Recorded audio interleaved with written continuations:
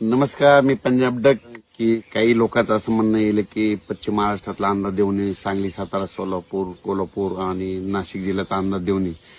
तर आजपासून सर्व त्या पश्चिम महाराष्ट्रातल्या शेतकऱ्याला सांगू इच्छितो की यापुढं तुमच्या पश्चिम महाराष्ट्राचा कोल्हापूर, सोलापूर, पंढरपूर त्या परिसरातला मी यापुढे अंदाज देणार नाही म्हणून हे तुम्हाला सांगू इच्छितो.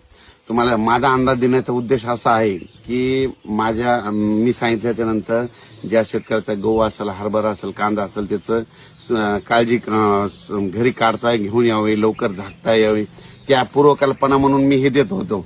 पण त्यांचं जर माझ्या अंदाजामुळे जर भाव पडत असेल तर मी तिकडला अंदाज सोडायला तयार आहे. आजपासून तिकडचा अंदाज देणार नाही.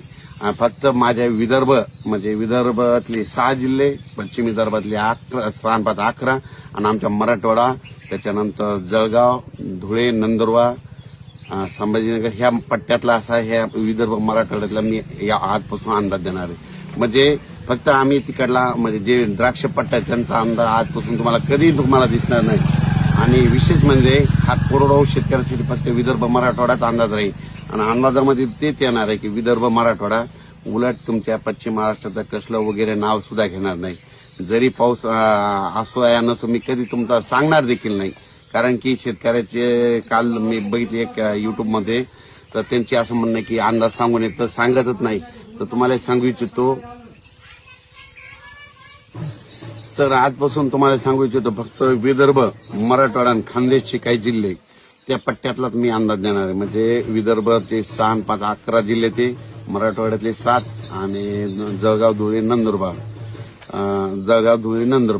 ह्या आणि अहिल्यानगरचा इकडचा खाल्ला पट्टा, त्या पट्ट्यातला मी अंदाज देणार आहे. कारण की ह्या पट्ट्यामध्ये कोणाचे द्राक्ष नसल्यामुळं फक्त शेतकऱ्यासाठी अंदाज देणार आहे. शेतकऱ्याचं नुकसान टाळण्यासाठी अंदाज देतो. नसा अंदाज देण्याचं हेच म्हणजे हे की आपल्या शेतकऱ्याचं ह्या निसर्गाच्या लहरीपणापासून नुकसान होऊ नये म्हणून मी हे अंदाज देत असतो.